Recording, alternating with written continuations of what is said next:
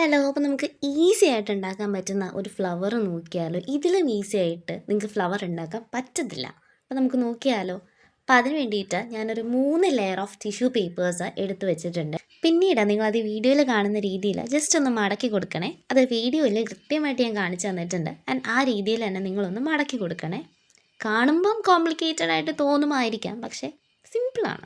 And നിങ്ങളത് മടക്കി വരുമ്പോഴത്തേക്കും നിങ്ങൾക്ക് ഈ ഒരു രീതിയിൽ ഇത് കിട്ടും. ആൻഡ് ദെൻ നിങ്ങളൊരു റബ്ബർ ബാൻഡോ ഒരു നൂലോ അങ്ങനെ എന്തെങ്കിലും സാധനം എടുത്തിട്ട് ഇതൊന്ന് ടൈ ചെയ്ത് കൊടുക്കുക. നടുക്ക് ഒന്ന് ടൈ ചെയ്ത് കൊടുത്തിട്ട് ജസ്റ്റ് ഇതിങ്ങനെ ഒന്ന് വിടർത്തുക. വീഡിയോയിൽ കാണുന്നത് പോലെ തന്നെ ചെയ്യുക.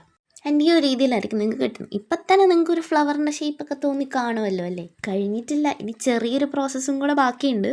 ഇനിയും നമ്മളിത് എടുത്തിട്ട് ഈ ടിഷ്യൂവിന് പല ലെയേഴ്സ് ഉണ്ടല്ലോ, അപ്പം ഈ ലെയേഴ്സൊക്കെ നമ്മൾ ഈ വീഡിയോയിൽ കാണുന്നത് പോലെ ഇങ്ങനെ അതിൽ നിന്ന് അടർത്തിയെടുക്കുക. ആൻഡ് ഈ ഒരു പ്രോസസ്സ് ചെയ്യാനായിട്ട് ഭയങ്കര സാറ്റിസ്ഫൈങ് ആണ് കേട്ടോ. എനിക്ക് ഭയങ്കര ഇഷ്ടമാണ് ഈ ഒരു പ്രോസസ്സ് ചെയ്യാനായിട്ട്. ഇങ്ങനെ ഇതിൻ്റെ ഫുൾ ലെയേഴ്സ് നമ്മൾ എടുത്താൽ മാത്രമേ നമുക്ക് ആ ഒരു പൂവിൻ്റെ ഒരു ഭംഗി നമുക്ക് കിട്ടുള്ളൂ കേട്ടോ. ഈ പൂവിൻ്റെ ഭംഗിയും പറഞ്ഞുകൊണ്ടിരുന്നിട്ട് ഇപ്പം ഞാനും ഫോണും എല്ലാം ഇപ്പോൾ താഴെ കിടന്നേനെ.